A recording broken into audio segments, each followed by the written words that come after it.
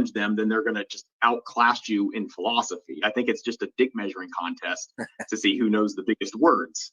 And so when it comes down to, when's the last time a doctor or surgeon or rocket scientist went, hey, I got a problem. I can't figure out the best, angle for these vectors on this rocket engine.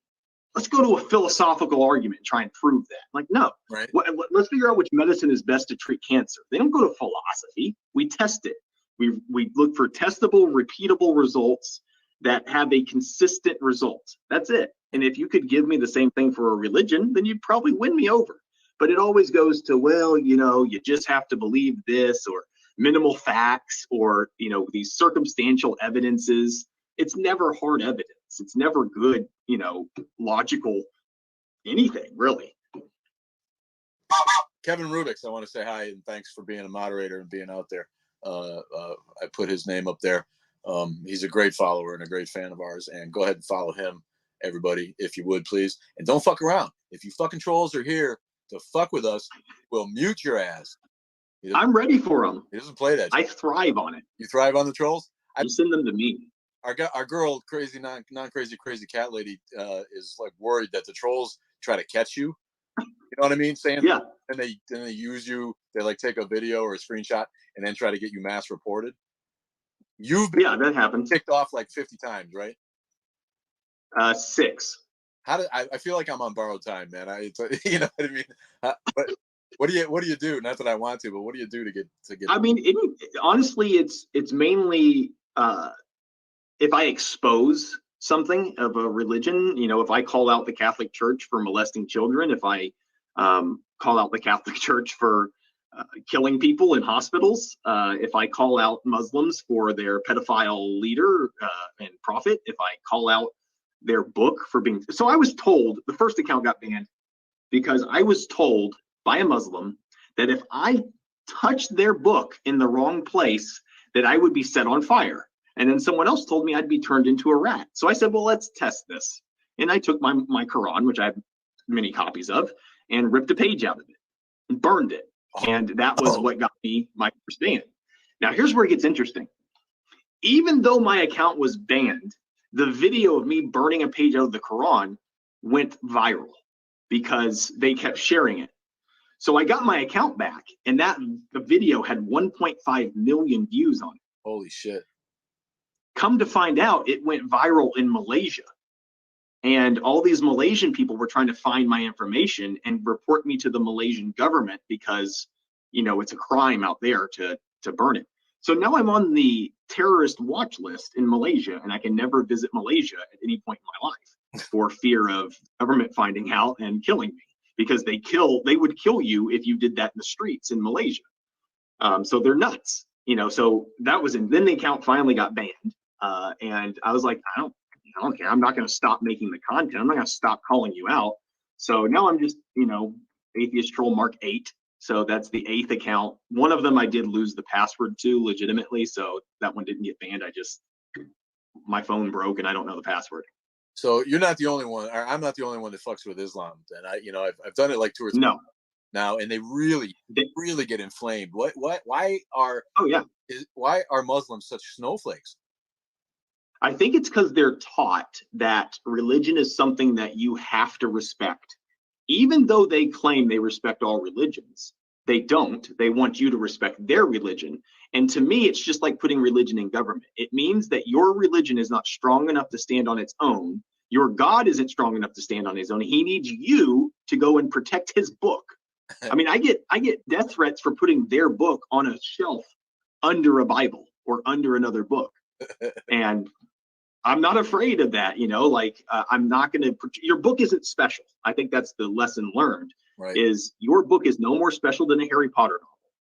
Well, so I'm reading it now, the Quran. I've never read it before, and I figured I may as well be an informed critic if I'm going to do that shit. So I've started reading it. And it's hard. It's completely derivative of the Bible so far. I've gotten to anything where you're just like obsessed with the Bible and talking about it so far. And I'm pretty early in, but so far it's completely unimpressive. I find it really hard to understand, 1. 2, the English versions aren't very good because they don't want to develop them because they claim that only ancient Arabic is the way to read it. Right. And it just makes no sense to me that this God that knows everything and can do everything has to give me a book from a dude in ancient Arabic.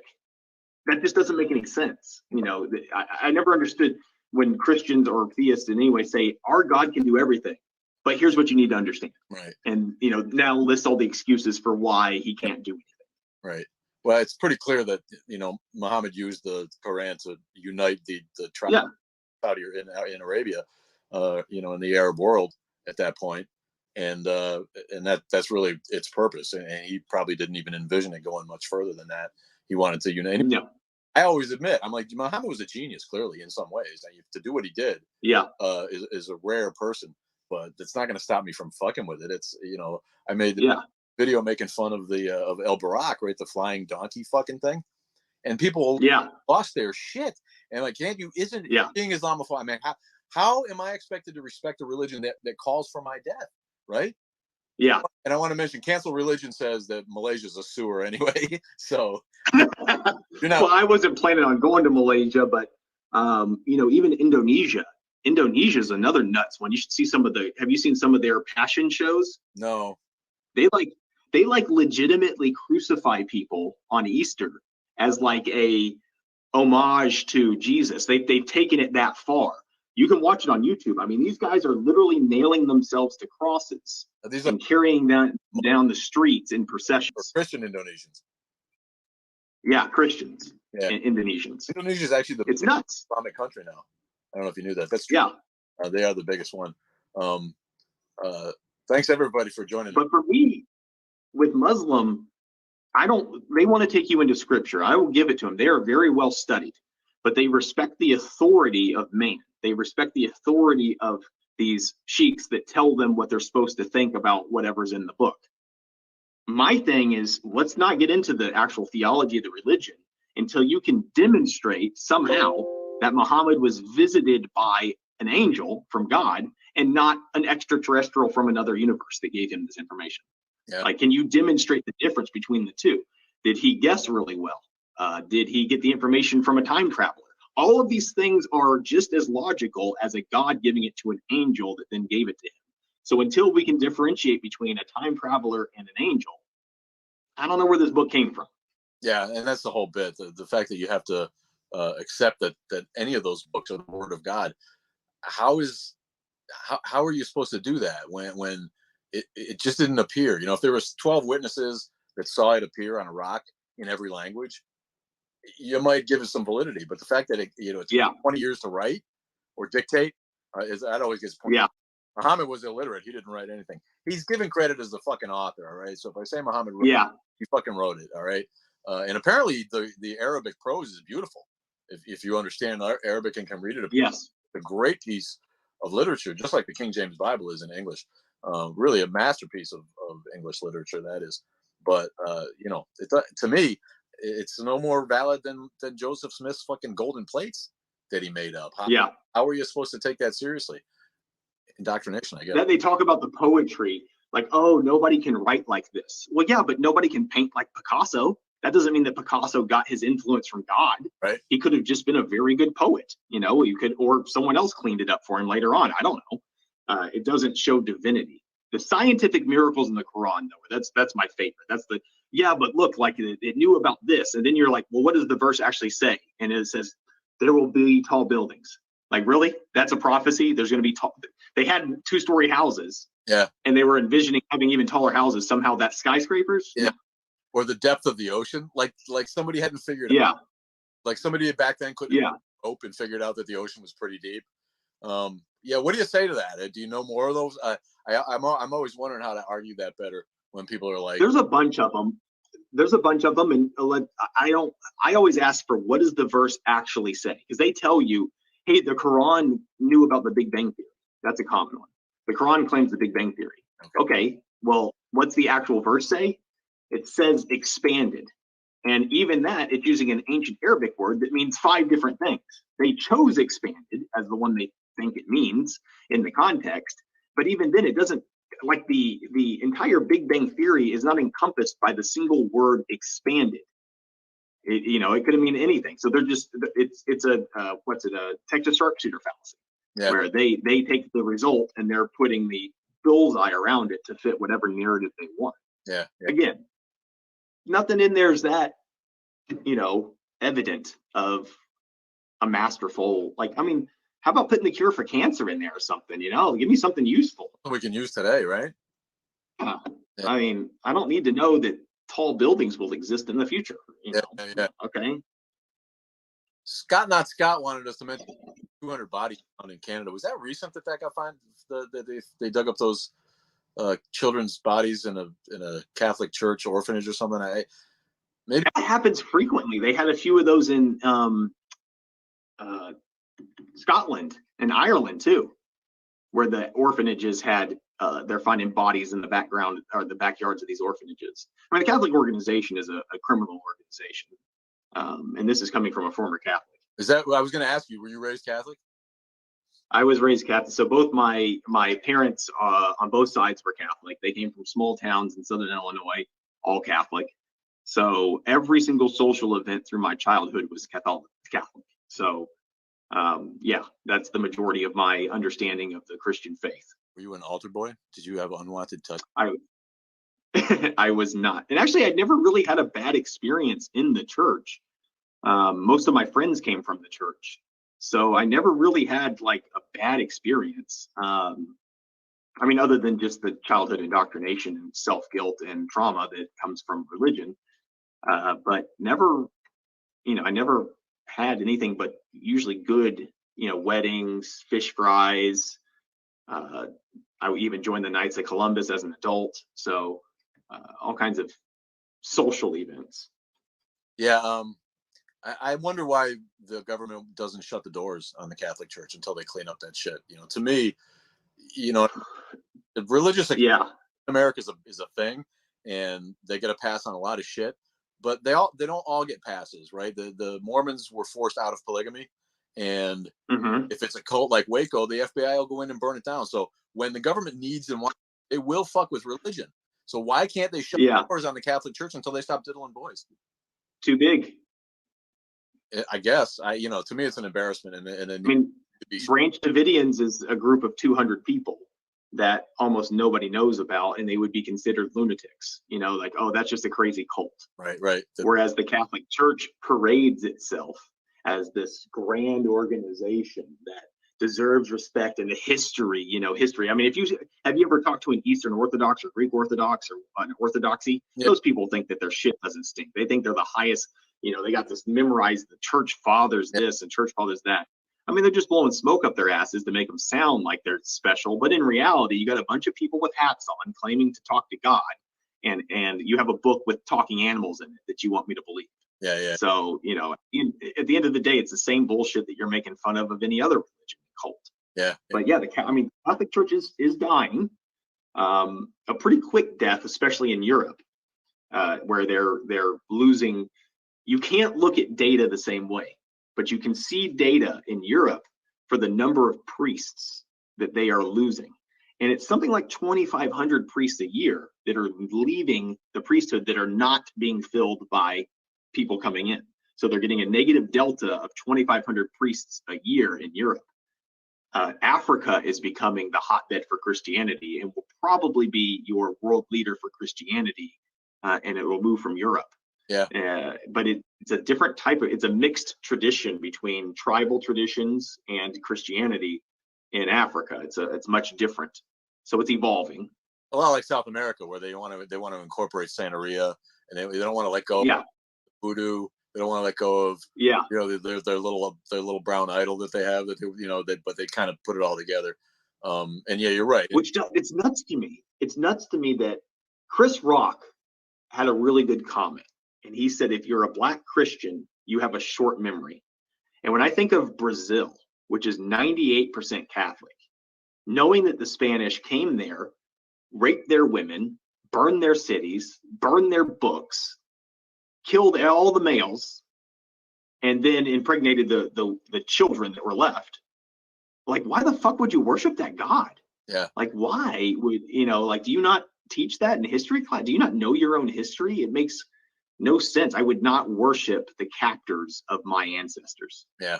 I don't get that either. And it's like a Stockholm syndrome thing. I think that over the generations with slaves, especially, and again, the conquered peoples, they end up with that mindset that they need to strive to be that hero that's been set up for them, which is a white god apparently, and it's I can't get it through my head either. But Tusk Grabber. It would be amazing. It would be amazing if the spread of Christianity was also during the Enlightenment, and it came as peace spread across Europe and into the Americas, and the message itself was strong enough to convince people. But no, it was violence, torture, death, just like any other religion spreads through terror. Right. And if it was unique, they might have a little bit of something to stand on, Right. Here's a good one. Truth About Islam. I think it went by, but they brought up the one that this always cracks me up. A shoe can't exist without having a designer, right? And so they want to apply that, right? Mm-hmm. If you see a watch on the beach, you know that watch instinctively had a creator. What do you say to that? Or a house has a builder. Yeah, the boat had a builder. What do you say to that stupid argument? So it's pretty easy. So a house, the house is the one that comes to me the most. So they'll say, well, if you see a house, how do you know it's a builder? One, if the creation's all the same, how does the theist know that the house didn't come from God? One, because how would you notice the difference? Well, if you use logic, you have observed people building a house. We have observed people getting lumber. We have observed nails at hardware stores. We've observed these materials. That's how we know humans build houses. We have not observed a deity creating the universe. There's no observance of that. So if you were to walk in the woods and see a house, how would you tell the difference between a house and a tree? That's what I ask them. How do you tell the difference between a house and a tree?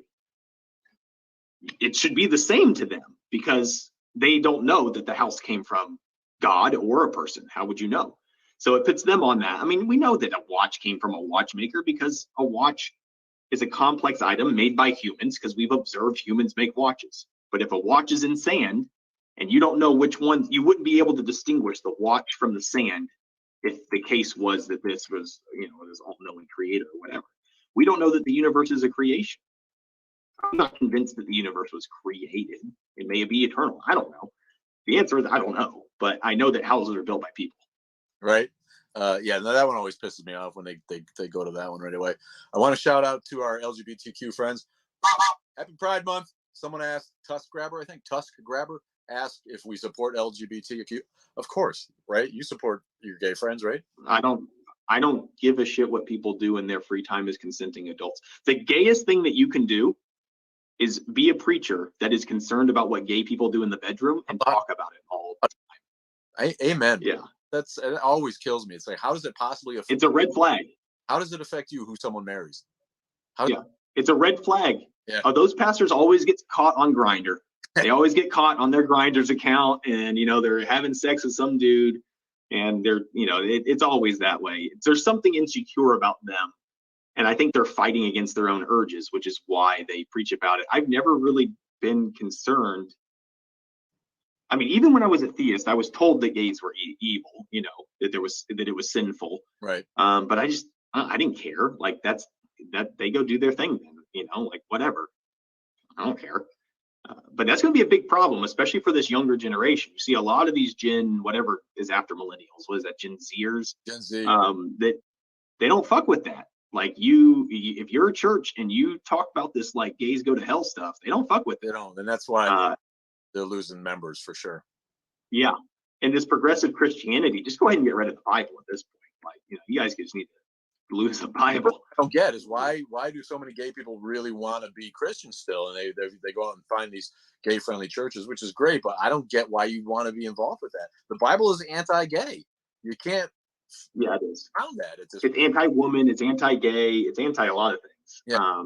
But I think that there's a necessity from an evolutionary standpoint for humans to group. And, we have a herd mentality or a tribe mentality, and it's necessary for survival. We don't have outlets, and this is where the atheist community has to do better, is we don't have outlets for atheist members to join a church, to meet weekly, to congregate, to have these, bake sales and stuff and support other things and do these kinds of things. So it's a community thing. They're not, I mean, they don't read the Bible in church. They don't talk about that. They lecture about what they think Jesus's message is, Right. or they lecture about whatever. They're not reading the Bible, because that's not the central thing that's causing them to go to church. It's the community. So what we have to do is give some sort of replacement for that if we expect people to leave the church. I'm Too Funky says, dropped in on a discussion about Mike Pence. Perfect. Yeah, for real. I got a book. Sorry, I can't get to them because we're talking, and so I can't just read the comments like I do when I'm live alone. But I got a bunch of people going, and thanks to the moderators, Kevin and Crazy Cat Lady, non-crazy Crazy Cat Lady, for taking up some of those questions that I can't quite get to. So how long you been doing this? The TikTok? No, just the atheist activism, we'll say. Probably since about 8 years, I want to say. And I got okay. So 12. It was 12 when I started looking for atheist group. I just assumed that was a vacuum in society. And my little kids were in kindergarten about that time, and they got instantly indoctrinated at public school. Yeah, and it was made me so sick to my stomach, the whole thing, that I decided that instead of going, I was gonna should I get into politics, run for the school board, and then I realized that in this country, this secular nation, where we have the first great secular constitution, we have no secular voice. There's no secular voice in government. And the atheists are the most hated minority in America, more hated than Muslims, if you can even fucking believe that. Mm-hmm. And my mom told me she'd rather me be Muslim than an atheist, because it doesn't threaten their paradigm. At least we believe in something. How you hear that? You don't believe in any. You have to believe in something. As long as you believe in something. Yeah, I believe in a hard hits, and in some good love. Yeah, let me pick a bad answer because I'm not comfortable saying I don't know. Yeah, that's so, and that makes atheism really demonic to people. They just don't fucking get it, and they really, really hate it. And so I decided that I was going to make that my mission.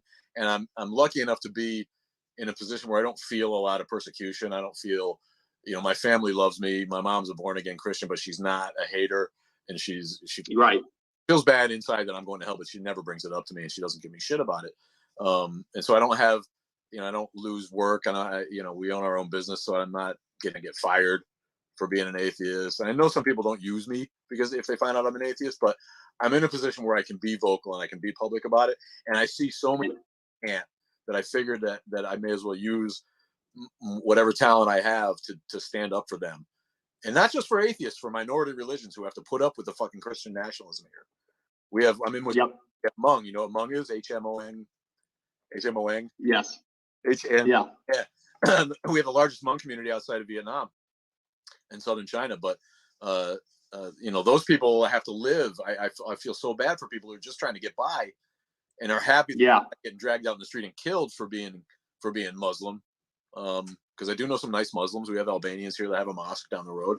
Mm-hmm. And all of those people have to live in a country that is just so rife with Christian nationalism now and Christian exceptionalism that we try to stand up for all of those people for real freedom of religion and freedom from religion. So it's been about 12 years and about 6 or 7 since I've been honestly the Milwaukee area's most public and visible atheist. Been on the news. So I'm out. See, I'm 15. So I'm about 5 years in to being an atheist. And you just started shaving. And honestly, I got into it for the trolling. I remember my first TikTok account I ever made was "I'm just here trolling" was my username. And I was like, all these stupid kids making videos about stuff. I was actually trolling. And then somehow I got Christian TikTok all over the place. What the fuck is wrong with these people? Like, these people that are like crying about, the rapture. Rapture, yeah. And I'm like, you guys are fucking nuts. Yeah, so I just started posting videos of prominent atheists saying things, 30-second clips, and just writing Bible verses out, things like that. And I got a lot of traction. So I was like, maybe I'll do something like this. So I do that, and then I've also started doing Bible quote art. So like the one I have on now is a Second Kings reference. So it'll show the Second Kings. This is where God sends a bear to kill children for making fun of a bald man. Yeah. I don't add my own context. I literally just put the Bible verse on the shirt, and somebody told me that I'm making God look bad. That's awesome. How do you sell those shirts? Yeah, I sell them on it's just a LinkTree Atheist Troll, or you can even Google Atheist Troll merch now, and I'm at the top of the list. Nice. So that's awesome. Yeah, that's awesome. I got a couple t-shirts so we got that I made, and I love that. I love that that t-shirt. And I saw your video where you're in the grocery store trying to get people to notice it. Somebody asked. Yeah, or I got this one with the guy throwing babies on rocks, which is from Psalms. Yeah. That's good stuff, man. Somebody asked, what's the most atheistic city in America? What do you think? It's not in Georgia. Probably somewhere. I would think out west somewhere. Portland or something like that. Seattle. No, they got lunatics out there. They got like the Methodist, the gay, like where they have the gay Methodist churches. Yeah.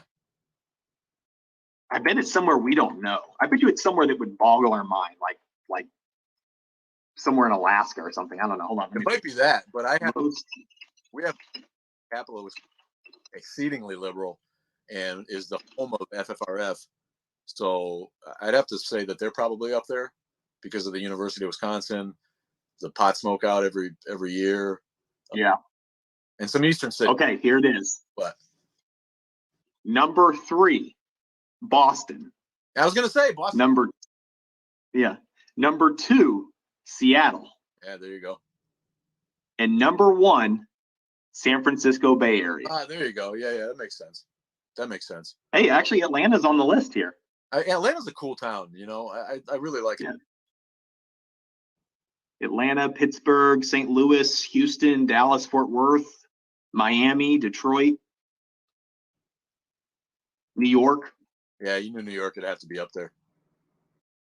But even these percentages are barely double digits. Like your best, San Francisco is 21%. And I think that's mainly because, again, the terminology atheist has been demonized. Yeah. So people think they can't say that. They have to be like, oh, well, I'm a humanist. Like, what the fuck is that? You believe in God or not? Yes, no. Yeah. Like it's one question, one answer. Yeah, I'm with you. They take the agnostic box.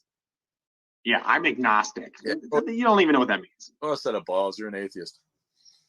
Yeah, exactly. Yeah. It was a book by Seth Andrews that Deconverted by Seth Andrews. Yeah. I was reading that book on a trip to Florida because I do books on tape. And there's a chapter about that where he explains it. And I'm like, yeah, I should stop being a little bitch about it and just, I'm an atheist. Like I meet the definition. There's nothing wrong with it.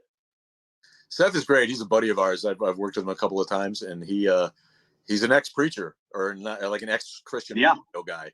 He's got a radio host. Awesome. He's got a fantastic story. Yeah, he does. And he's got the most popular atheist podcast in the world, and he's quite proud of that, and he should be. I don't know what he's up to. COVID kind of shut down the events. So I haven't seen or heard much of any of those people lately. Maybe that'll come back this year. It's funny. It lists on here like prominent atheist mayors and state legislators. The list is basically like 1. We've had 2 governors that claimed to be atheist, one of which is Jesse Ventura. Wow. Yeah. Really? And we've had 3 state representatives. State rep. 1 senator. Yeah, he's still there, I think. Or there's a guy. There's one in Congress. I think maybe he's a rep. Yeah, Congress is, let's see, state legislatures. Oh, he's a pretty cool guy. And I've heard him talk. But other than that, we're the most underrepresented group. And that's saying a lot. Yeah, for sure. That's saying a lot. And they need us. Like, here's the thing. Because I get these messages all the time, and I'm sure you do too. You need us to be assholes. You need us fighting this battle to push the paradigm one direction. Because you have these lunatics on the other side claiming that, we need to ban mosques, claiming that, we need that the COVID is a fucking the virus and 5G, all this stuff. These lunatics need somebody on the other side pulling people the other direction to level this out somewhere in the middle. So you need us to fight those battles. Yeah. And if I could do anything, it would be to encourage other people to speak out when you see dumb shit. If somebody makes a racist joke and you don't say anything, you're perpetuating racism. Your silence is acceptance of that racism. So don't accept that. And, if somebody, just like I wouldn't accept if I'm at a restaurant and I saw a guy taking pictures of girls that they didn't know about, I would say some shit. I'd be like, dude, put your phone away, or I'd call it out, Right. So, we should not let that happen. You should not allow those things to happen. So if there's somebody telling gay people that they're going to go to hell, you need to fucking say something about that and stand up for these people to these religious bullies, because they think that they can do whatever they want in the name of their so-called deity. And I've also started, and this one really upsets people, whenever I reference something in the Bible, I say, according to Christian mythology, whatever it is. And they can't, because whenever you see, I'm sure you got that, you're like, well, Satan actually is the guy that did, and they're like, oh, you believe in Satan? Like, oh, let me rephrase. According to Christian mythology, right. Satan, blah, blah, blah, blah, blah. That one always triggers a few people. I think we need to normalize calling religion mythology. I try to do it every time I talk about religion. Yeah. Because it is. And Dad go about it. He's like, it's time to normalize that. And yep. I mean, every fucking religion is mythology. The ones that are continuing to survive today are only continuing to survive because a certain number of people don't think it's a mythology. And the idea that we need to respect that is absurd to me. And they've evolved. The religion follows evolution. It works in the same way. The religions that are easily disproven because they failed to evolve, like Greek mythology or whatever, they have failed. Christianity today is not what Christianity was 100 years ago or even 50 years ago. They are continuing to evolve to keep people there, to keep their populations up, to keep the money flowing. So that's why you see these progressive churches changing. That's why the Catholic Church doesn't talk about, death to gays anymore, right? Or putting women to death or whatever.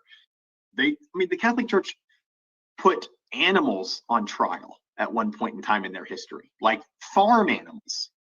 So you Eastern Orthodoxy people, you want me to respect a religion that put animals on trial because your church fathers knew what they were talking about? Yeah. Like, okay. The Matt in the Hat is here. Good to see you, buddy. It's ironic, religion evolving, but it doesn't always evolve. Some of it devolves. And when you say that Christianity in America is not what it was 100 years ago, it's not what it was when the founders were mainline Protestants. The ones who weren't deists were mainline Protestants. They wouldn't even recognize this shit that goes on today. There was no evangelical. No. In colonial America, no evangelicals. The rapture hadn't even been invented yet. No, and all of that is, to me, devolution. The Catholic Church, to bring up an example, accepted evolution when it became obvious that geological age was true, and the Big Bang happened 14.8 billion years ago. All of that became accepted scientific knowledge, and so they went ahead and accepted it and started telling people to read Genesis as a metaphor. Quite obviously, that's a good way. Like you say, if religion is going to survive, it needs to evolve in that way, not to evolve in the way that the mega churches evolved in America, to water down the message and take any theological questioning out. Just say, this is what you need to believe. This is what the Bible says. You just need to do this and you'll be fine. That to me is evolving in the wrong direction, don't you think? Yeah. And if this, and I'm not claiming at any point in time, am I claiming that there is absolutely no God? I don't know. But I would think that if a deity existed, was able to communicate with me, either would or would not. And if he chose not to communicate with me, then I don't understand, like, that this thing probably didn't want a relationship with us. So it's possible there's a creator that just wants nothing to do with us, or is unaware of our existence, doesn't care or whatever. So the fact that every religion has a common denominator, the common denominator is it needs a person to tell me about it. There's not a religion that you just know without a person telling you. I just don't understand that limitation on a deity, why no deity can speak to us directly. in everybody. Well, But the believers claim that he does, but he just speaks in silence. He speaks in poetry. He speaks in your mind. You know, it's like if you listen for God, you'll hear him. It's like okay, and so if I believe, I'll be a believer is essentially what you're saying. You have to want. But let's say you're in Vancouver and you have cancer and you're in the hospital and you're dying with cancer in Vancouver, and I have the cure. Now this is very dire to your situation because you could die. That's one person. Now, what if it's a cure for cancer for everybody in the world? What if it's a cure for the human condition? What if it's a cure for the human condition for all eternity? Am I going to communicate that to you in metaphors and poetry? No, I'm going to give the doctor the fucking information they need to make the drugs to save you in the most direct and easy to understand way possible. So, why play these games? Like, why would you be like, look, I'm going to tell these humans about me, but let's do it in a way that they don't really know. Like, don't give it to them easy. Let's make it really hard. Right. Almost as if I don't exist. Make it just like whatever would happen if I don't exist, make it like that. And then let them fight about it. And it just doesn't make any sense. If this deity was all powerful I think what is the paradox? The one where like, is God, able to fix the problem, but he doesn't. Then he's Epicurean. Epicurean, yeah. The Epicurean paradox, I think, is enough to disprove Christianity in most religions. Enough to disprove a benevolent God, that's for sure. Like you said, if we're all as atheists reasonable enough to admit that there's a possibility that there's a creator God out there, because we can't disprove it, but it's just the least plausible solution because there's no evidence whatsoever. So, and he clearly doesn't, or she doesn't interact with us. Like you said, they don't give a fuck about us. They're unaware of us. Speaking of that, why does God have a gender? Yeah, patriarchy, right? I mean, yeah, that's all. You tell me this thing can create the universe, but it has a gender? And it was cool when I was. Like, what sense does that make? When I was in Sunday school and church in the 70s, it was cool to think that God might be a female. It was like a thing, People would talk about it. Now you hear Americans going and fighting for the fact that God is a man, and it's all this biblical literalism. It says that God's a man. God created man in his image, not hers. God created a man first. God sent his son. It's all masculine, and they insist that it must be that way. So we've lost so much, to me, in evangelical America compared to what religion used to be open to, that kind of questioning and interpretation in a way that like evangelical America is completely forgotten about, to the point where preachers are out there telling women that it says in the Bible they need to listen to their husbands, and if you don't obey that, then you're not a Christian. 1 Corinthians, right? 1 Corinthians says that women should, if they have questions, they should seek answers from their husbands. It is, quote, shameful for a woman to speak in church, is what it says. And then 1 Timothy 2, 11 through 14 also says, I do not permit a woman to speak. She is to be in full submission. Yeah. She's not allowed to teach. Yeah.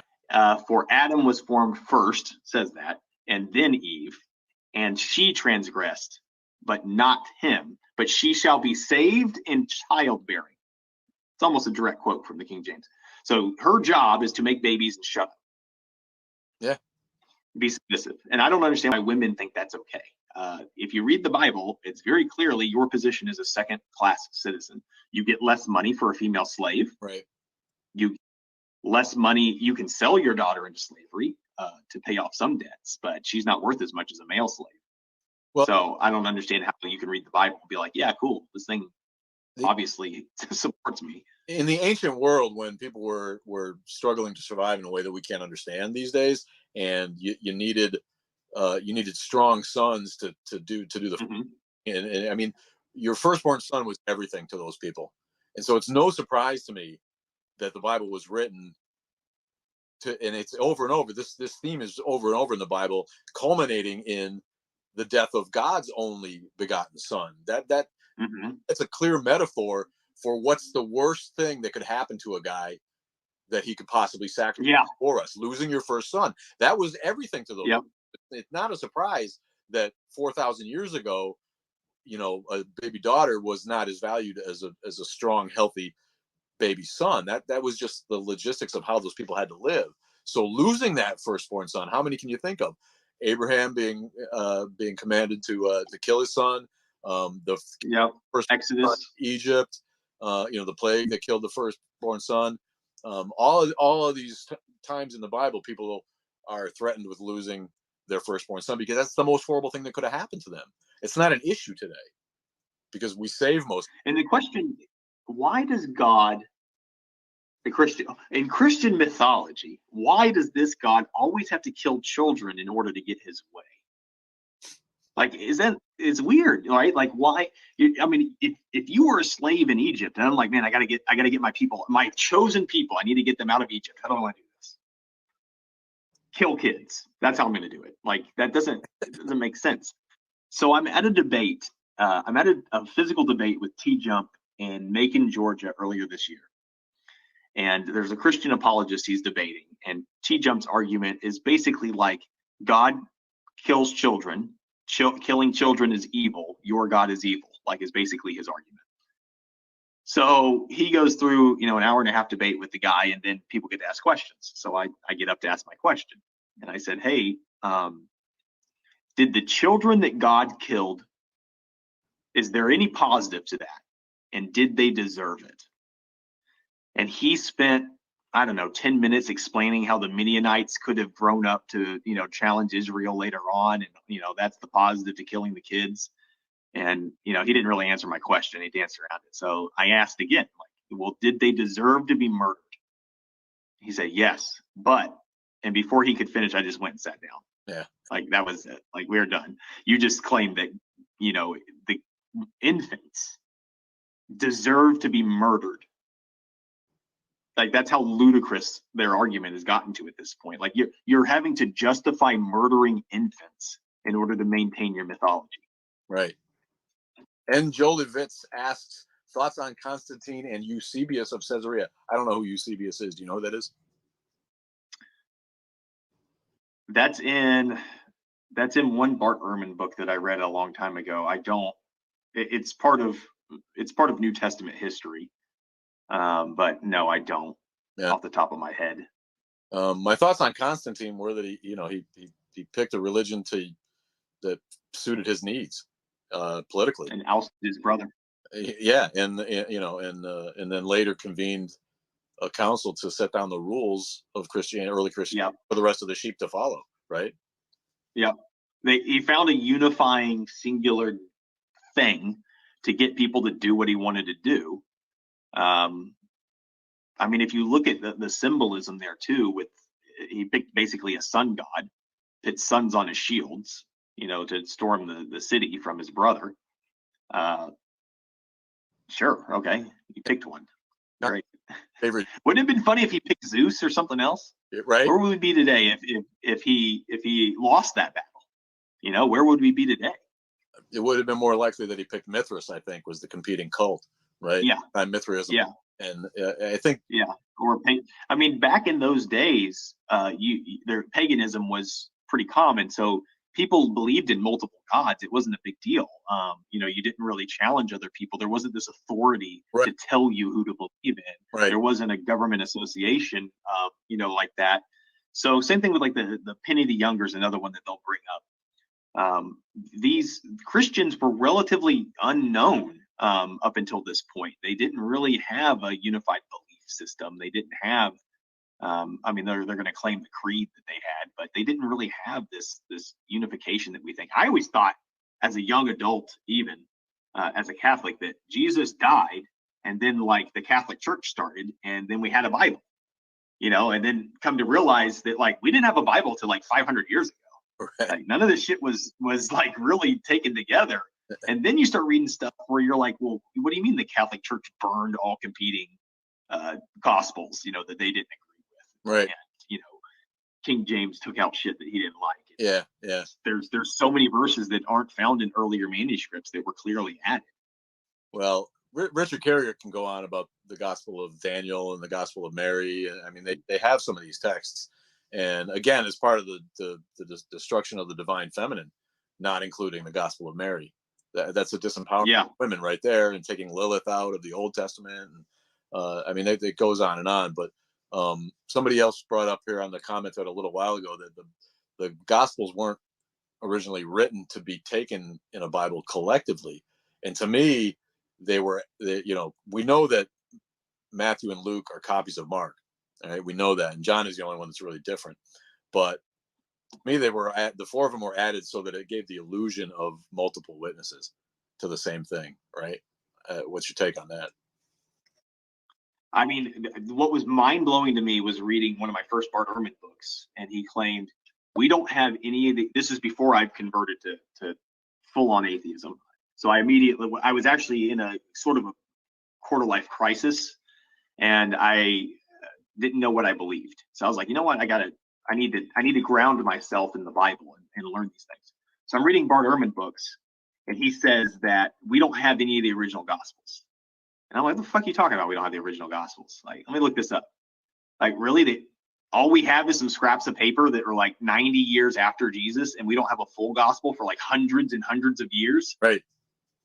I'm like, this shit's clearly made up. In my head, I'm going, this shit's clearly made up. But my theist mind is going, well, hold on. Like, maybe there's something else you need to know. So I keep reading, and it only gets worse. It only gets worse the more you read from these people that actually did the study and look for the evidence. I was taking Bart Ehrman, great, well-studied guy, and going, you know what, this guy's wrong. Right. There's no way. Let me look up myself. Let me do my own research and figure this out. And I validated everything he was saying. So it's mind-blowing to me that this guy existed, if he did, was a god, and nobody cared. There's no inscriptions, there's no statues, there's no paintings, there's no chiseled out message. People aren't carving crosses and stuff. Nothing. There's absolutely no mention of Jesus in the first Christian century. What the fuck? Like, you're telling me that this guy can resurrect from the dead, turn the sky dark, earthquakes, holy men come out of graves, rip the curtain in the temple, and nobody noticed? Nobody wrote about it then. Nobody wrote about it? Like, it's baffling to me that I can know about these minor events in Roman history at the time, but nobody wrote this down. I mean, again, if we turned around next week and they, find some more scrolls somewhere and they're dated to the first Christian century during Jesus's lifetime, and it talks about Jesus and these things are validated, I might change my opinion on whether or not Jesus actually existed. It doesn't change whether or not he's a god or not, but I might change it. But the fact that there were ample historians in Galilee at the time writing about events, that we have Roman satirists that were writing about Jewish messiahs and making fun of them during the time of Jesus, yet did not mention him, either means he was so insignificant that nobody cares, or he didn't exist. Right. And to me, those two things are the same. Apparently, Eusebius of Caesarea was commissioned by Constantine to write those first 50 Bibles in 331. Oh, okay. This is N. Jolie Vitz. It's N. Jolie Vitz. I'm not sure what that stands for, but thanks for that. And I'm sorry I can't get the copying. If you read the Bart Ehrman book, Misquoting Jesus, really good book about the copying, how they do copies. And Greek is not an easy language. There's no punctuation, and ancient Greek. And these people were not literate in that they spoke Greek. They were literate in the fact that they could write their name. So they were copying the images from one to another. And if you don't know what you're writing, you're going to screw it up. And then you have copies of copies of copies of copies. You hear them say that, well, 50,000 scriptures. No, it's 50,000 copies. So you got all these copies out there. And then when Christianity starts forming and all these councils start in, they're like gathering these stories together and trying to make sense of it all. It's not a very organized way to distribute your most dire message as a deity, to leave it up to a bunch of idiot humans to try and build your book for you because you couldn't do it. Right. Which would take you that much effort.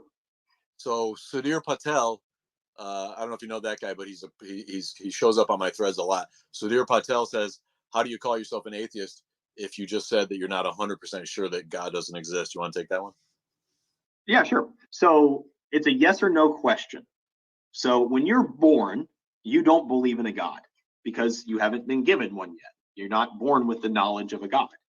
At that point in time, you meet the definition of an atheist.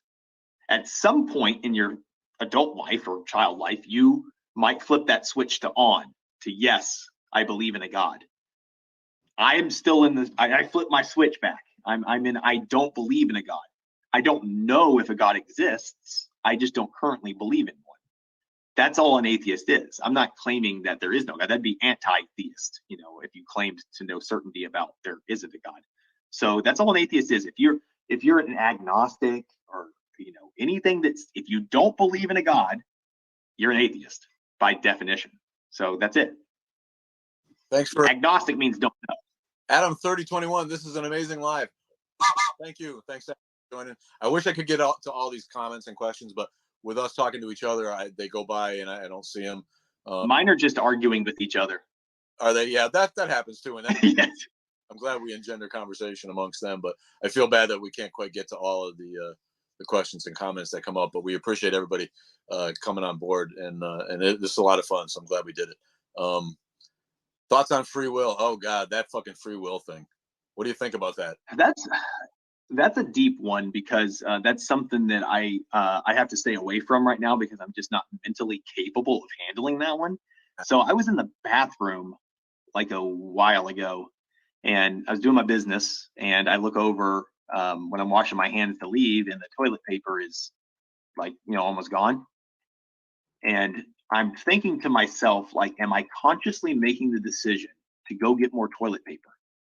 And if so, can I make the opposite choice against whatever my free will would be to do? Can I not replace the toilet paper? Or is then not replacing the toilet paper some sort of, like, what is the deciding factor here between doing one or the other? Is it just the chemicals in my mind, or am I making a conscious decision? So I don't know. I don't think, we don't have free will, period, because you can't just freely will whatever you want to do. There are rules. There's natural law. There's all kinds of other restrictions. I can't stab you right now with a knife. I can't kill you. Does that mean that I don't have the free will to murder? No, you know, or yes. So God could have given us rules and natural law that we couldn't kill each other, and it would not interfere with free will, because right now I can't kill you at will. I can't just stab you. Right. So there's an interference there in my free will. I can't, or I guess I say free will. I can't fly. I can't make myself a millionaire. I don't have these options to do. I have a set rule set that I possibly might be able to make decisions between. Yeah, yeah. And that's a slippery slope. A couple of things on the free will. There's a kid in Milwaukee who runs a channel on YouTube called Milwaukee Atheists, and anyone who's interested in deconstructing the Bible, I urge them to go ahead and follow that guy. He's a kid, came from Russian Jewish background. He's probably 23, 24 now. He's an amazing mind, and he really breaks down actual Bible stories and gets deep into it. And he loves the free will argument, and it's not even about God gives us free will. It's just a philosophical argument on whether human beings have free will. And he likes to say that we simply don't have free will, because every decision we make is influenced and informed by everything that we've gone through, our current environment, our education, our mental makeup, our biology, so really every decision you make is predetermined by who you are, what you've gone through. So you're really not making a free will decision, making a decision that you have to make based on all of that stuff put together. And maybe I'm not explaining it very well, but that's the argument against human beings having free will. In terms of religion, I Blame Bill just put up a video where she's great, right? She had a video where she says, look, the Bible exhibits quite clearly that God doesn't give us free will, because the Old Testament is full of examples of God clearly and immediately punishing people like Jonah, who tried to use his free will and not preach at Nineveh. Yep. And God sent a fish to fuck with him, right? So it's like God. Not only that, here's what fucks with my mind. Humans, in Genesis, like second chapter in Genesis, a dude is killed by lions because he refuses to impregnate his dead brother's wife. All right? So God will kill somebody for refusing to impregnate their dead brother's wife, which is such a crime, but won't even stop or restrict Satan from deceiving the world after it's made abundantly clear that Satan wants nothing to do with God in Christian mythology. Right. Why would God in Christian mythology stop humans for doing something so trivial, but not stop Satan or even remove the power from Satan to deceive? He still empowers Satan to do the work. Why? Because once Tom catches Jerry, the show's over. Show's over. So you can't defeat Satan until you sell all the books. I like the Coyote Roadrunner better than Tom and Jerry. Ooh, I got a question here. James Pope 91 says, I'm a new atheist who attends a fully Christian school. Any advice? Yeah, change fucking school. My my advice would be, and I say this to a lot of kids that are living in their parents' household, make yourself self-sufficient. Get a job, your own apartment, make sure that you have a safe place, that you're in a safe environment, and then start preaching your atheism. I'm not telling you that you're right or wrong, but you need to make sure that your safety is a top priority. And I don't know what your situation with your parents is. There is a group, Recovering from Religion, that will help get you free counseling, secular counseling, and give you better advice. I would seek them for advice and see what they say. I also went to a Christian high school, and it sucked. Did you? Was it like, did they teach creationism? It was like a Lutheran high school? Were they like... Oh, so I'm going to tell you how bad it was and how this is embarrassing, because I was 27 when I finally admitted that the flood didn't happen. I was shown Ken Ham videos in high school science class. Get the fuck out of here. Yeah, I was told that the moon was 6,000 years old, and that's why when they landed on the moon, they thought that they were going to land in so much dust, but the only dust that they had up there was only enough for 6,000 years. Okay. Yeah. What is that? Yeah, this is the kind. So, I was 18, 17. No, I was probably 15, 16, 17 at the time when I heard this stuff. So you put it in your mind. It came from an authoritative source, which I think that that's what religion does. It's like you must respect authority. And then the authority figure tells you this, it goes in your head. And then I remember watching the Ken Ham Bill Nye debate. I love Bill Nye. So anything Bill Nye does, I love. I didn't remember that Ken Ham was the video I was shown until later. So I'm watching Ken Ham get absolutely demolished by Bill Nye. And me as an adult, I'm revisiting this argument that I had as a child that I never really questioned. And that was honestly the kickstart into atheism was the Bill Nye Ken Ham debate. I watched that debate, and by the end, I'm like, what the fuck? Why did I think this was true? Like, what else do I think is true that's not true? Like, what other like dumb shit? And then it was like, well, look, that might have been wrong, but surely the New Testament, the Bible, Jesus, all that stuff is real. Let me start reading, and off to the races. It just went downhill from there, from Bart Ehrman to David Silverman. To Atheist Experience, like it just, it snowballed at that point. Yeah. You like Dillahunty? He's all right. I mean, I don't have a problem with Dillahunty, but I think that I intentionally avoid their show at this point, not because I don't like the show, but because I don't want to become a Matt Dillahunty. I don't want to use the same arguments that he uses. I want to have my own arguments. Yeah. So I appreciate what he's done for the community, and he's made a lot of people think, which is what I would ideally want people to do is think for themselves. But I don't want to copy his style. Yeah, I feel that. I was lucky enough to meet him, and he's a cool guy. I have to say, he's got an astute mind, and he can break. He's an observer who can break down any situation, whether it's religious or not. It's just a dynamic of a social situation. He's got a really, really sharp way of breaking down any dynamic and explaining it. Here's a good one. Deconstructing Cradle Catholic. Does Catholic guilt ever go away? I don't know. I'm now, so 2015 would be when I started actually calling myself an atheist. So I still have Catholic guilt. If anything wrong happens in my life, illness, pain, whatever, I immediately think it's because I did something to upset God, which is just how Catholics, you're taught. So I spent 27 years, with that thought process. That's going to be hardwired in your brain, that it takes a while to get that out. So one, find yourself a secular therapist. Secular Therapy Project will help you find a secular therapist. It is very important that you find a secular therapist, because the last thing you need is someone that wants to talk about faith or some dumb shit. It's going to trigger that. And then just realizing like you're not to blame for whatever the ailments are in your life, and you don't need magic to save you. Like you can typically work through those things with real solutions. So for me, it's anxiety. I have a thyroid condition that really fucks with my head. And some of those times, things spike up and I'll have a thyroid event and, I'll have stomach pain or whatever. And I think, oh, this is that punishment for me making videos on TikTok. I got to get off TikTok and stop making videos and, all this stuff. But logically, that makes no damn sense. One, it's a condition that gets treated by medication and is resolved. I don't pray to resolve the problem. I take medication and it resolves. So, don't blame yourself for that stuff, and get a secular therapist to work through real solutions to solve your problems. That's a great reference. Secular Therapy Project. Is that what you called it? Yeah. I've never heard.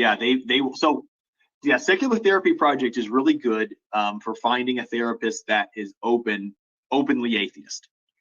And so if you have church trauma, the last thing you need is a fucking Christian or Muslim that you're going to go talk to. So I remember, the first time I got a therapist was through employee assistance program through my employer.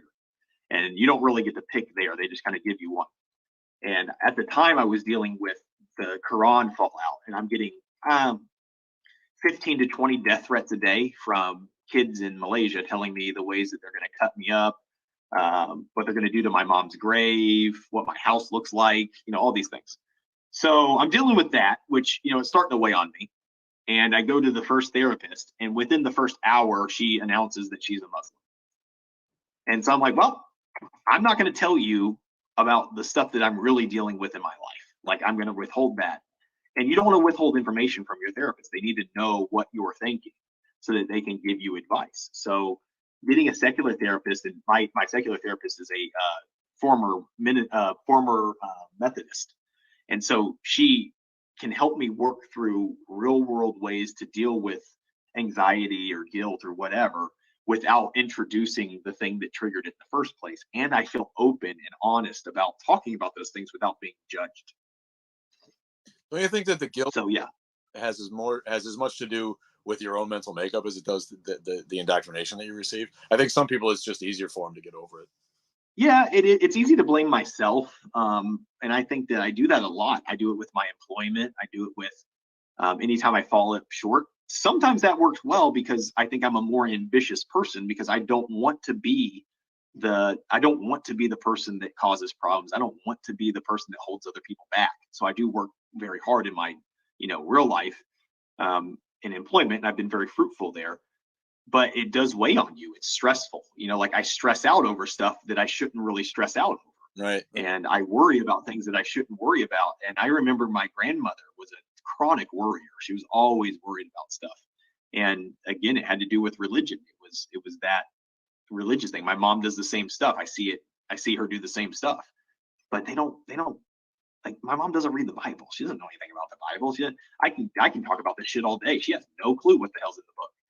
And that, I think, says a lot about the status of most American Christians. They don't know what's in their book. No, they really. So you can build this idea of Jesus that you want in your head. And I think it's evolutionary. When you're a child, you look up to your parent because it's a bigger thing. Like you, it's a human like you that's bigger and more powerful. And as an adult, it's easy to look to God, which is like us, we're in his image, that's there to take care of us. It's an evolutionary thing. So some adults, I hate to say this, but I think a lot of people still need that. We haven't evolved as a species to get out of that mindset yet, to understand the difficult questions in life's meanings, you know, the people slip into nihilism sometimes, and that's dangerous. So some people need that, and I think that most Christians in America are non-problematic. It's just the ones with loud mouths that need us around to tell them to shut up. It's really true, and it didn't used to be that way. Thanks for the roses, crazy cat lady. Appreciate it. I can't see. There's not a question at the bottom because we're doing a duet. Usually there's a question bubble at the bottom, so you can't. Oh yeah, I don't have that. You can't use that apparently on a duet. So sorry about that if we're missing questions, because there's a lot of people watching, and we appreciate it, and we appreciate the input. And I'm sorry we can't quite get to them all. I remember when I first had this, the first time I had sex, I had that guilt and I was raised a Protestant, and it was a liberal Protestant denomination, but I still was really, really scared the first time I had sex when I was 16 or whatever. And by the time I gave up religion, it just evaporated for me. It went away. I don't remember. Yeah. I don't remember lingering guilt whatsoever. And maybe that was the weed or the acid, but it was. That's a big one though. I can remember I was 19. This is I had some big regrets. This is one of the big regrets. When I was 19, I somehow pulled super hot girl, super nice, super hot, very smart, very cute. And she wanted everything to do with me. And I avoided her like the plague because I did not want to have sex with her, and I couldn't resist her. Right. And me, oh yeah. And me pulling away from her only turned this up a notch. It only made her work harder. Right. And so, it's one of my biggest regrets because I did not forego that relationship. I avoided it, and I don't know what it would have happened had it done something else. So there are regrets, and there's a few women in my past that I'm like, man, I probably should have taken up on that advantage. Dance, man, you're gonna regret that till you're dead. Yeah, I know, but that's about. That's the worst. I think that I don't know. After I didn't really have guilt the first time I had sex. I was just kind of over it. I was like, I'm tired of worrying about this. Let's just get it over with. The only thing I'm trying to read some of these comments here. I noticed that you got off of TikTok for a while, but it lasted like a day, right? You had some stress. You had some. Well, I got off of. I make myself very available, so I give out I have a separate. What I've done now is I have a separate phone. So like the phone I'm on, this is my real phone. Like this is my everyday phone that I carry with me all the time. This phone is just for atheist stuff. So my Instagram, my phone number, my TikTok, all of that is here. And what that allows me to do is separate the two worlds. So I'm not at work getting text message from people telling me whatever. Right. I didn't have that separation at the time. So it was just nonstop Instagram messages, nonstop text messages, nonstop Twitter messages. And I needed a break from that.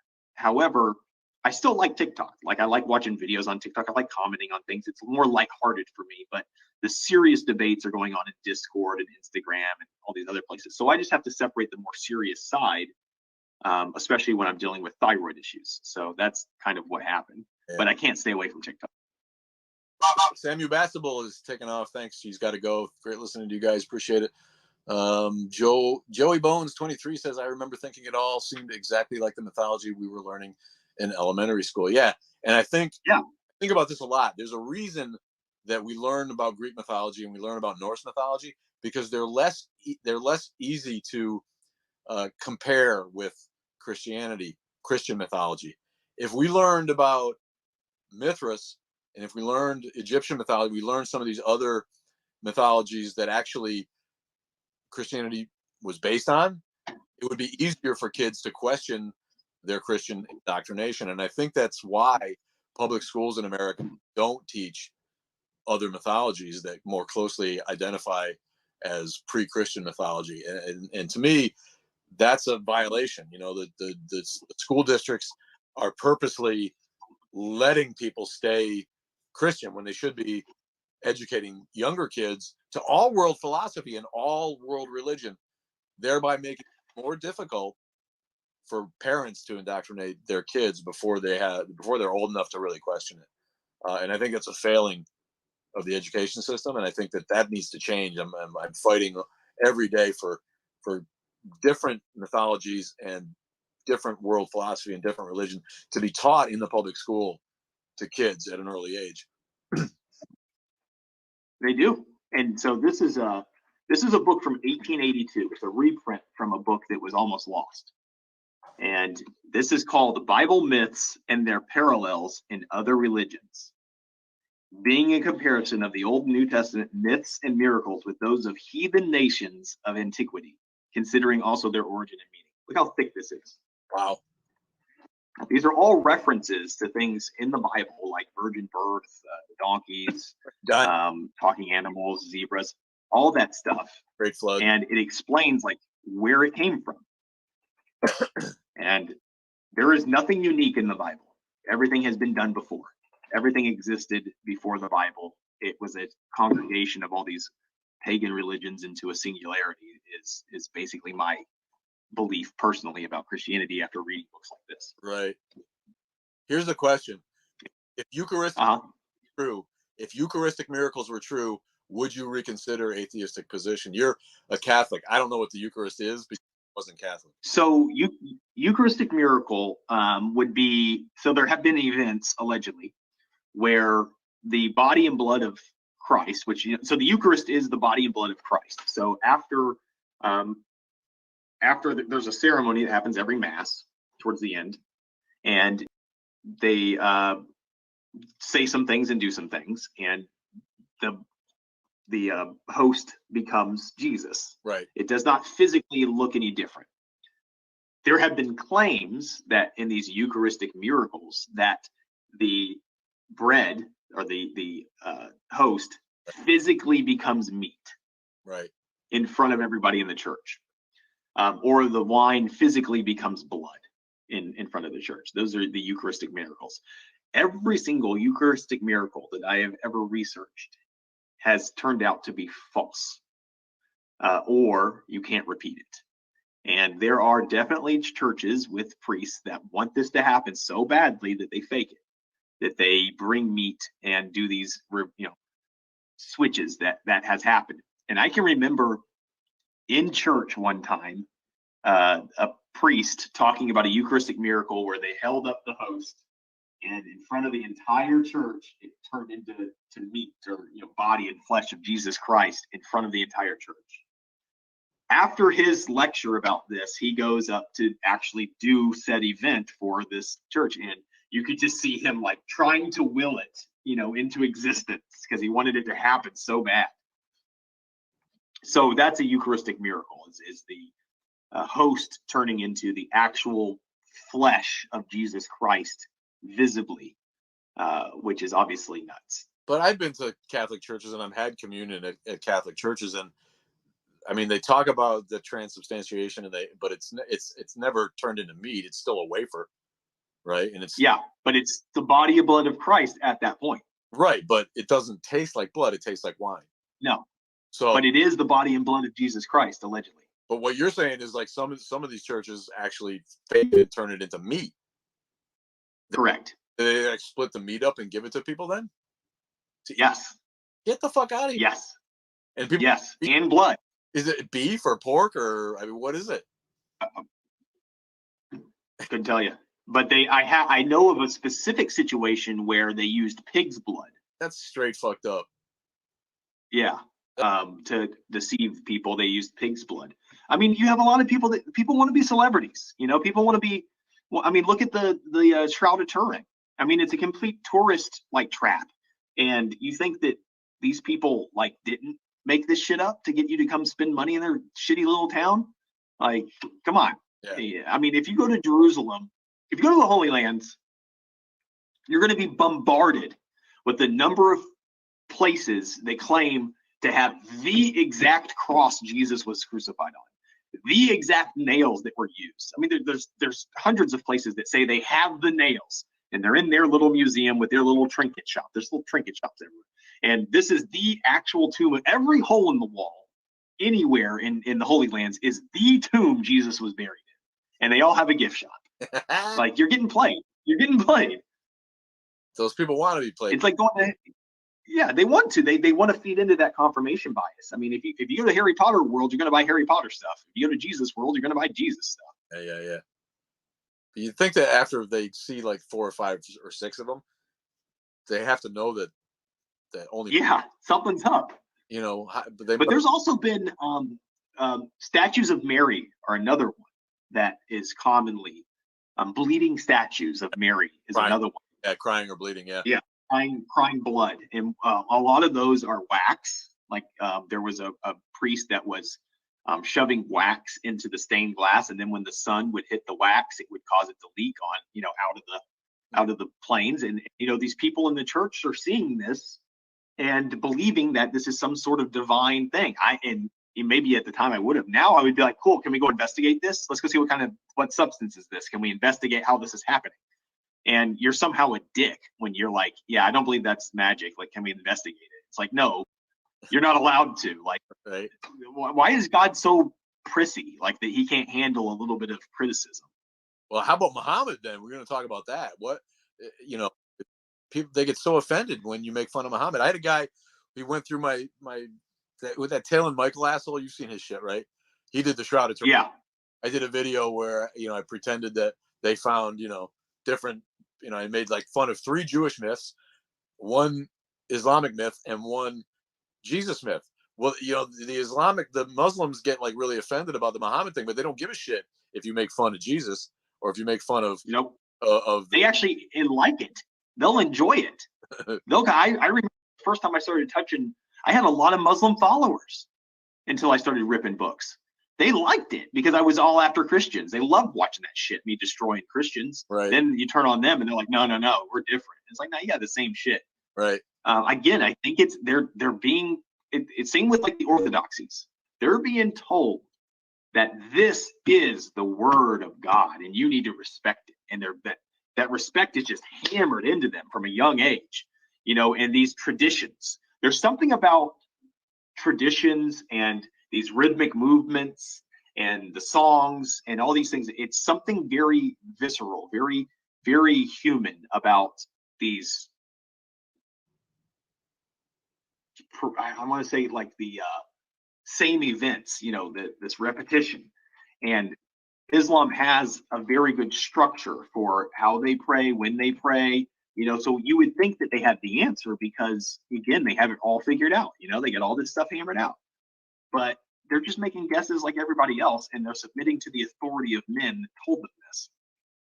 So that's, I think, what it is. It's a little bit of our shit don't stink, and we're the right ones, they're the wrong ones, right. And how dare you make fun of my book? Apparently, someone is insisting on knowing if any of those Eucharistic miracles were proven true. Would you then switch your atheist position? How the fuck is that? How is any of that going to be? I guess maybe. I don't know. Let's see. Let's do it and find out. What world would that happen in?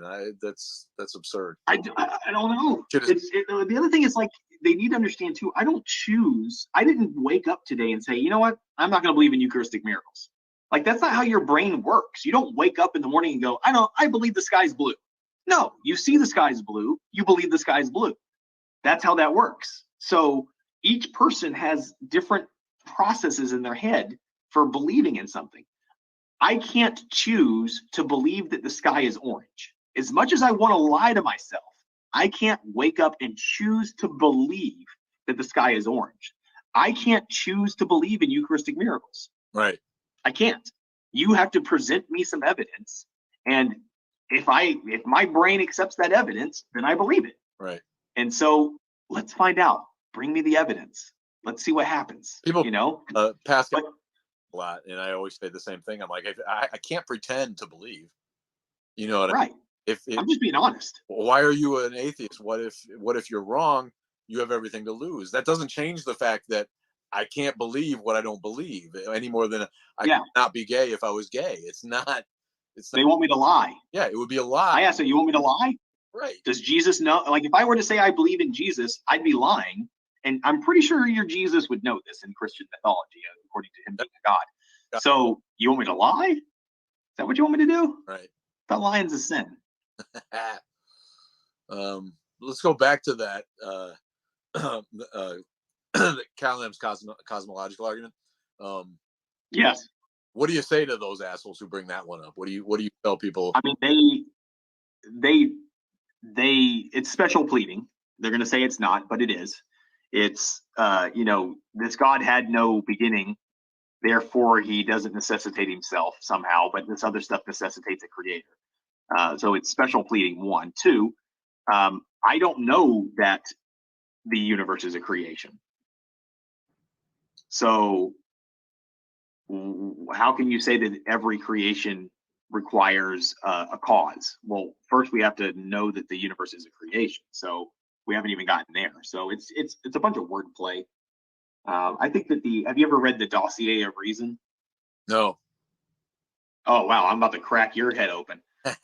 Dossier of Reason is a PDF. You can find it in a PDF, and it breaks down and lists every single thing that is wrong in the Bible. It lists every scientific inaccuracy in the Bible. Wow. So it's a Dossier of Reason. It's old. It's not new. I don't remember who wrote it and when it was written. Let's see. Dossier of Reason. Wiki.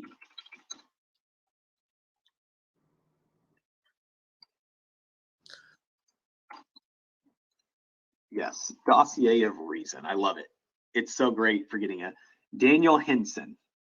And it is, probably a couple, it's a lot of pages, but I mean, every single argument is listed. So for cosmological argument, he starts off with A, it's wrong. B, a zero-sum energy, flat universe can indeed come from an unstable energy of space. Space is consistently creating virtual particles that spontaneously exist and then are annihilated. See my outline, in this book, blah, blah, blah. So it clearly lists, it even goes into quantum mechanics. It's an argument from ignorance, explains each one. Teleological argument, explains it, explains why it's special pleading, all these things. So it's a really good document for just listing all the dumb shit that's in there. I always had a and there's literally like 8 pages, I want to say, of just scientific inaccuracies in the Bible. Right. I always had a problem with the conclusion of Calam's, where you conclude that there must be a personal singular intelligence. Why? Yes. Anything about that argument point to one? Why couldn't there be a panel of 10 terraforming aliens behind it? Yeah. So to me, all of that shit, that would make more sense. Starting with a preconceived conclusion and trying to fit the evidence and the facts into that, which is the opposite of science. I don't get how people can't see that. If you're starting with your preconceived conclusion and trying to fit the evidence to that conclusion, that's the opposite of deductive reasoning. Remember when we were talking about the house building and like, how do we know a house is built by people? I always say, well, we observe multiple people building a house. It takes multiple people to build a house. Right. And then I'm starting with that. So then if we talk about a city, well, it takes tens of thousands of people to build a city. Well, what about a country? It takes millions to build a country. So how many does it take to build a universe? Like, if we're using your argument about this house building thing, right?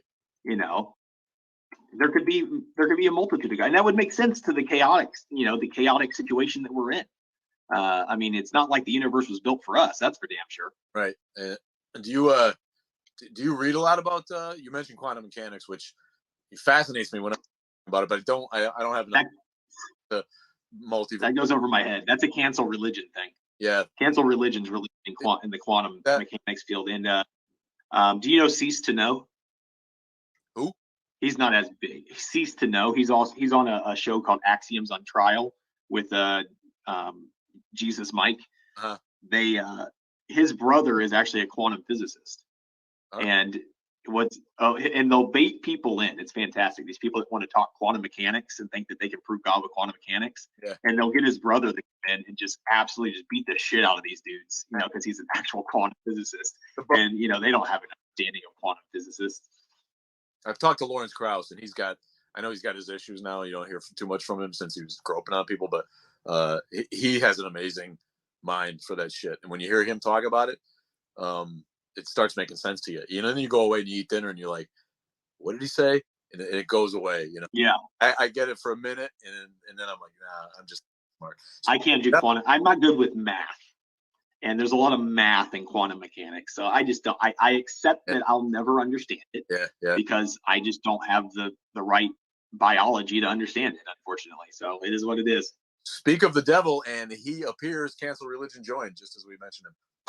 Yeah. Cancel religion. Awesome. And our guy says you're good at understanding quantum mechanics a little bit. Evolution may actually be a product of quantum mechanics, says cancel religion. Okay. Yeah, interesting. Possible, I guess.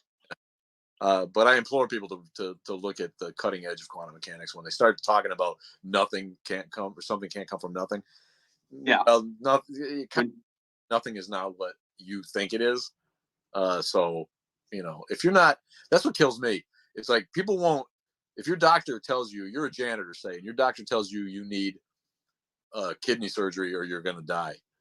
Do you argue with that guy? No, but they'll argue with a cosmologist who spent his whole lifetime or her whole studying the evidence and the empirical data. They'll argue with that guy like they know better. I'm like, do you argue with your dentist when your face feels like it's going to fall off and he says you need a root canal? Yeah. No, you pretty much. And also, when your doctor needs advice, does he go to a 2,000-year-old book? Like, no, he looks at the most recent information. That's how science works. That's how the world around you came to be. We didn't get cell phones to do this duet based on prayer. Like, none of that shit happened. It came from the scientific process. So unfortunately, scientific process isn't perfect, but it is the best way we have at advancing the species and proving things are real that we have. We got to use the tools that we have. And it adjusts to the new evidence. If it finds out something that's wrong, it adjusts. It doesn't double down on the mythology or the wrong information that it just, you know, it was discovered was wrong. So the whole anti-science thing in America, I do not get. Science was when I was growing up, and now it's just like people are proud to be skeptical of science. It's like all scientists are out to fool us or disprove their God. They just don't get it. I got into so when I was in middle school, I loved like Greenpeace and environmental science and that kind of stuff. Then I got older and algebra started, and I was like, fuck this shit. And so I didn't get a science degree. But I always liked atmospheric science. Climate change is very, very important. I think understanding how the atmosphere works is very important to our species. And the number of people that don't understand, like my parents were like this. I'm like, when you woke up this morning, what did you do? You woke up in your air-conditioned house, you drove your car, you ate food that came from cows, you used a refrigerator. All of those things make heat. All of those things make heat. There's no doubt that you created heat by your existence. Now multiply that by a couple billion people, and also you're putting CO2 in the atmosphere at alarming rates. Methane. How can you deny global warming? How can you deny global warming? So it's not hard to understand what we're doing to the environment. So yeah, and then I think that the dangerous Christians that deny science are also the ones that play in to this one world order, right-wing conspiracy theory, which I don't get. They're like, oh, that's a conspiracy theory. The election was a fraud, but your religion isn't a conspiracy. Like you're telling me that the U.S. government, first off, Apple, big company, right? Apple's the most probably, I think they are the richest company in the world. We know the next iPhone, what it looks like, when it's coming out, the features, what they're using. They cannot keep a lid on that secret.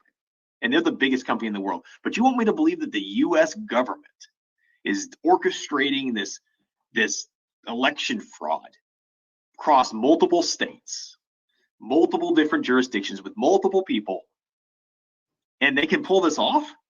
Yeah.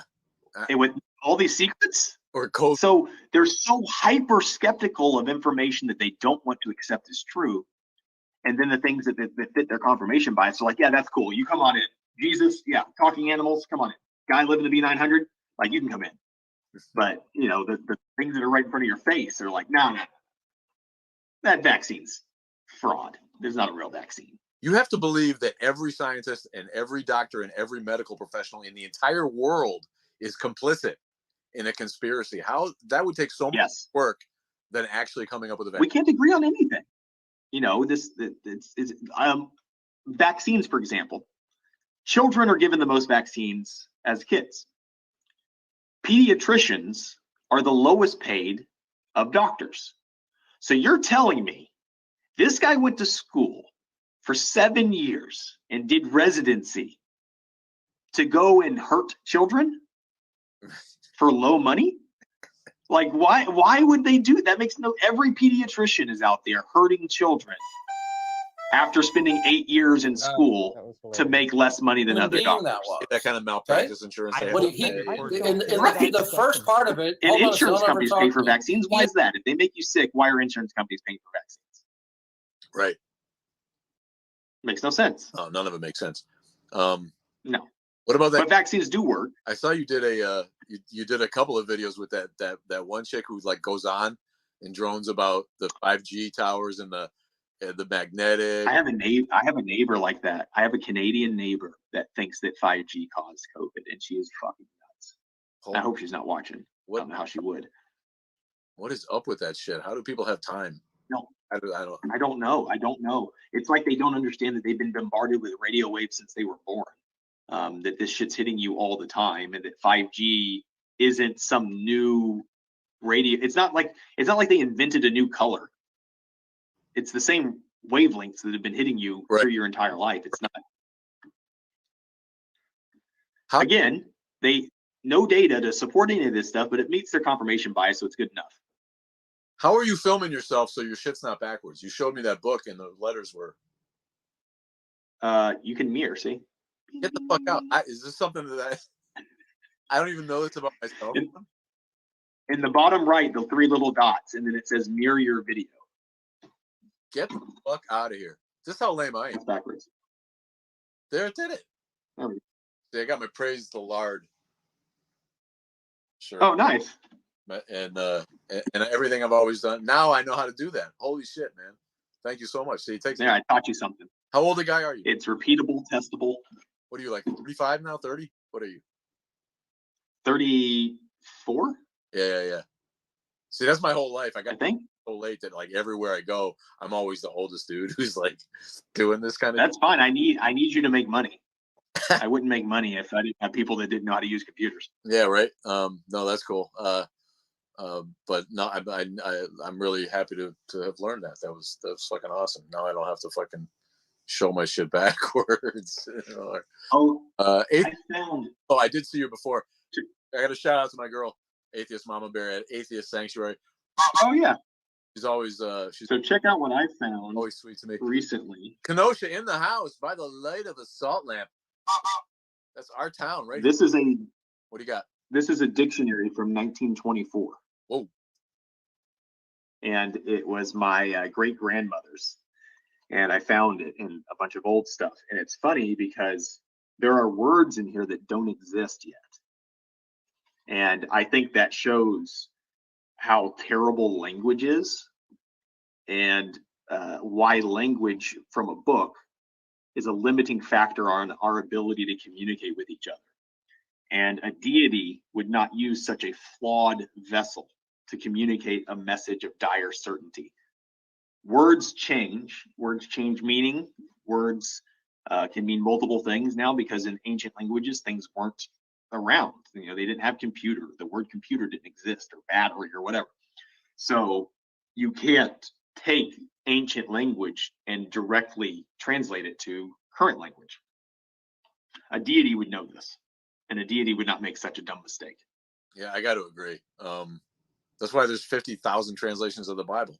Every time somebody needs to show the Bible to a new, dumber English audience, they dumb it down again. It's like the telephone game. Yep. How could it possibly be accurate? Yep. And that's another one. And the first part of that dossier of reason exactly starts with the problem with the Bible. Which Bible? that's the first part of it. Right. Which one? You know? And how about the Muslims who claim that the Quran has never been changed like the Bible has? What do you say to that? Well, I mean, I can show you a picture of 11 different Qurans. So, and then they're going to claim, yeah, but it's the same thing. Like it's changed. It's not the same. What you did is you had stricter controls on those that disagreed with you because you killed them. So if somebody had a Quran that didn't agree with your Quran, so immediately after Muhammad dies, you split and you have two different sects of Islam. Immediately, Muhammad's dead. Two people, both are competing for control. They have different interpretations, and that translates even today. So you're already divided on your message immediately after the death of this guy, before the book's even written. So now you have two different sects writing two different books, and it's just off to the races from there. And then they're fighting each other for forever over who's got the right book. Right. And even if the book hadn't been changed, who gives a shit? Right. Like it's still I can put it this way: I can write a book, and I can make sure it isn't changed. Is that special? No, it's not. It's not special. Anybody can do it. You can do it. I can do it. Yeah, I tell people the same thing. It's like, obviously there's publishing laws alone in countries where they just won't allow that to happen. And if your country is authoritarian, a Muslim authoritarian government, they're not going to allow the press to change the Quran to a different translation of the ancient Arabic to a new version. And it's all left to interpretation anyway, Right. So even the way it is. Sure, the words in the book might have not changed, but your understanding of the words in the book has changed. Somebody asked me about contradictions. There's no contradictions in the Quran. Name one. That was an early question about 2 hours ago. And I've read two surahs, and I already found a contradiction within a couple of lines of each other. To me, yeah, the first part. I mean, the creation story is wrong. There's a lot of problems that they ignore, and it doesn't matter what you show them. They are very well researched on what you're going to bring up, and they already have what they were told to say. They already have the excuse on ready. It doesn't matter. So I try not to get in. I try to avoid the theological discussion with Muslims because they have this trained response, and you just at that point I'm talking to a brick wall. Right. So I always just go straight back to, I need you to demonstrate how this book came from a God, how you know it's from a God and not from a time traveler or from me. I gave it to him. Prove I didn't. I love how if you insult Christians and if you parody Jesus or draw a picture or make fun of Jesus, Christians' reactions are to try to convert you, right? Yeah. Muslims' reactions are either to try to kill you, beg you not to, or just beg you not to. Why do you have to insult Muhammad? Why? They'll threaten me. I get threats immediately. Yeah, I've gotten my threats. That's how I knew I made it. I'm like, I finally made it. I get death threats from Islam. The weird thing, like I get the weirdest threats too from, I'm assuming kids. I don't know, but they'd be like, "Hey, your house is ugly," or "I'm going to stab you," or something like that. And I'm like, I live in America. Like, is that a big insult to them? Doing something? Yeah. Whatever you want to my mother's grave. Still alive. I don't care. Who cares what you? Yeah. To someone's. Yeah, it's a weird thing. So also, like I don't think they understand. Like, I live in America, in the South, and I am a very prominent Second Amendment advocate. Like, I don't have a problem with gun ownership. In fact, my city requires me by law to own a gun. Did you know that? That's Georgia for you. You moved. Yeah, so I am required by city law to own a gun and operate it. So what makes you think that I'm just going to open my door and let you stab me? Right. Like, that's not how this works, first off. Secondly, I also live in the South in America. You are going to be stereotyped the second you get off that plane. Right. Good luck getting to my house. Yeah, good luck getting to me. You're going to get pulled over immediately. Through the pile of rednecks that you have to wade through as a brown-skinned Muslim trying to come over here to fuck with us. I mean, we're lucky that way. Someone had pointed out, if we lived in Paris, it wouldn't be so easy for us to do that. No. Like, yeah, well, come and try it in America. I'm the same way. And I think if you live in Texas, or if you move to Texas, they mail you a gun. I think it just comes to you. Yeah. But we need to continue to be critical of Islam, to push the narrative. Thank you. So that it is not a crime to make fun of it. I get so many messages that are heartbreaking from people that live in Saudi Arabia that are typically gay or, you know, something else, and they know that because they're gay, that they would be murdered in Saudi Arabia, Yeah. that they would be killed, and they can't say shit. They have to live with it. They got to pretend. They have to do that. And they message me and they go, I love watching your content. You can do the things that I can't do. Please continue to do those things. Maybe one day things will change for me, you know, things like that. And it's heartbreaking to know that there are people out there suffering in Saudi Arabia because they can't be themselves. Yeah, I get the same message. What if you're a gay atheist? Do they kill you twice? Yeah, that's, I guess, I don't know. Yeah. They really do you up then. I agree completely. It's, you know, and it's not Islamophobic. That, you know, I get accused of being Islamophobic because I make fun of Muhammad. That's not Islamophobia, to make fun of religion. Islamophobia is different, and I'm not Islamophobic. And people are in America Islamophobic, but yeah, those people have such a complex about it that you're right. We have to know. Here's where I disagree. I had in my, not with you, but disagree with the Islam. In my city, again, racist motherfuckers have, there was a mosque that was being built. They wanted, it's in a strip mall, and they were going to rent the strip mall. It's actually like literally not far from me, like a couple, maybe 2,000 feet away from me. This mosque is, it's in a strip mall. And so they went to city council, and the city council 4-5 voted and said, nah, you can't build that here. There were protests where people were like, no Muslims in this city. Like, we're not letting Muslims in this city. Like, it's going to be all these terrorists and blah, blah, blah, blah, blah. And you can't do that. I'm on the other side of that. The Muslims should be allowed to practice their religion and put it in a fucking strip mall. So this became a big deal, you know, a big deal, and eventually got overturned because, like, what are you doing? Like, you can't be doing that kind of shit. And luckily the city council was kind of disbanded after that. And they, you know, new members came in, they got voted in and out. But that's where I disagree. That's Islamophobia. Like, that's 100% Islamophobia, is telling them they can't have a church, telling them they can't assemble, they can't practice their religion. That's Islamophobia. That's awesome. The strip mall, the dollar store next to it could make a fortune selling prayer rugs, probably. It's next to a guy that sells pot pies and a storage unit thing, like a public storage. If there was a pot pie place next to the mosque, that'd be a no-brainer for me. I'd be in the pot pie place every day. Yeah, I love pot pies. Get the pork pot pie. Yeah, absolutely. Yeah, pork pot pie. Praise the Lord, man. It's getting late, dude. I'm gonna have to cut this off pretty soon. We could probably go forever. Yeah. You got a watch by you? I don't even know what time it is. You got your? Can you? It's 11:53. And you're, so it's 10:53 here. So we went on for 2 hours. A few more minutes then, and I'm gonna cut us loose, I think. We can wrap up.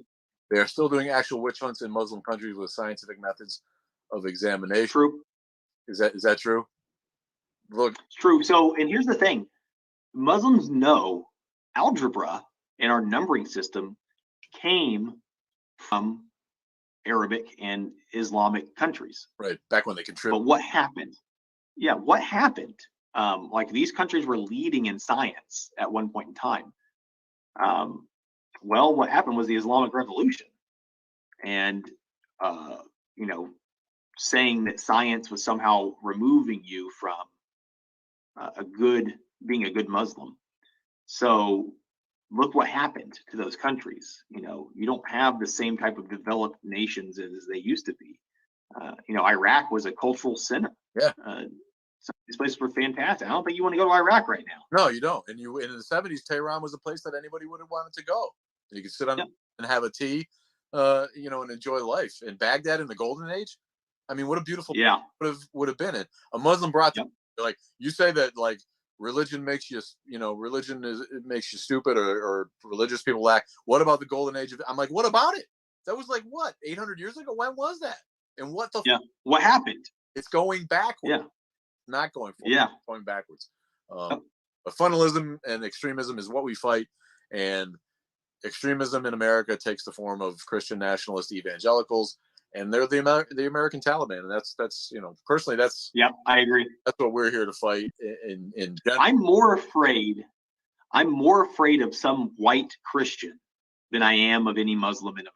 Absolutely. I am more afraid that some redneck motherfucker is gonna shoot at me more than some Muslim coming and killing.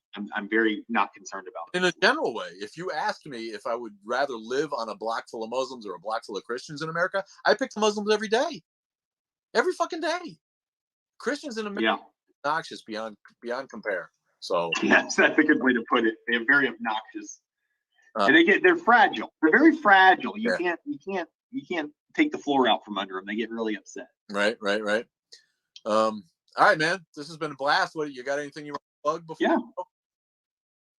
Yeah. Just my merch, like the t-shirts. We both got merch. I don't have my t-shirt on that I made, but we both have merch. You can get my merch at cafepress.com/underground gear, and our guy Jeff makes pillows and yeet. I love the yeet thing. He's throwing a baby against the rock, dashing a baby against the rocks. It's happy is the one who seizes your infants and dashes them against the rocks. And what's fantastic about this is someone else said, that's not in the Bible. And then they went and looked it up themselves. Right. And then they were like, oh shit, this is in the Bible. Right. So it's a great conversation starter. Yeah, it is. So where do you find that shit? You can just Google Atheist Troll merch, and that'll pull up my LinkTree, or you can find it in my bio. Awesome. All right, dude. Yeah, I'll see you later. We'll do it again. I'll let you know. For sure. This has been a blast. Thank you, everybody, for joining. We love you all. Check out our stuff on the other social media. You can find them on Instagram. You can find us on Twitter and Facebook and YouTube. Anywhere you want. And we love you all. And we'll see you again soon, man.